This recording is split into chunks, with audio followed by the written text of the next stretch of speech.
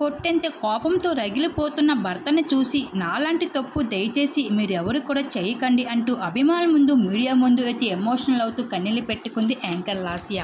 Anchor Lasya ఈ పేరుకి బుల్లితెర ప్రేక్షకులకి ప్రత్యేకమైన పరిచయం అవసరం లేదని చెప్పుకోవచ్చు. ఒకప్పుడు యాంకర్ రవితో కలిసి తన యాంకరింగ్తో తన నటనతో ఎంతోమంది అభిమానులను సంపాదించుకుంది లాస్య.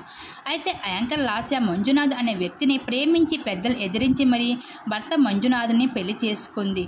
అయితే పెళ్లి తర్వాత పూర్తిగా ఇండస్ట్రీకి దూరం అయిపోయింది లాస్య. అయితే తర్వాత బిగ్ బాస్ రియాలిటీ షో వచ్చిన తర్వాత బిగ్ బాస్ హౌస్ లోపలికి మళ్ళీ రీ ఎంట్రీ ఇచ్చింది యాంకర్ లాస్య.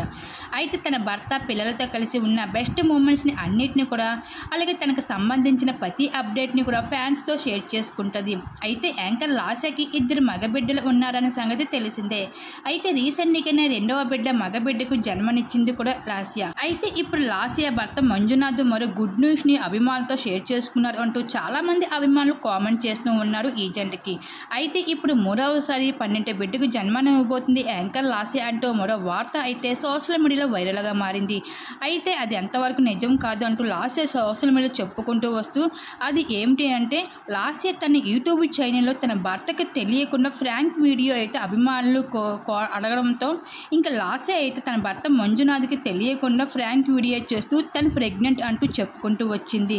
ఇంకా ఈ విషయం తెలిసిన తర్వాత భర్త మంజునాథ్ అయితే యాంకర్ లాస్య పైన చాలా కోపంతో రగిలిపోయాడు.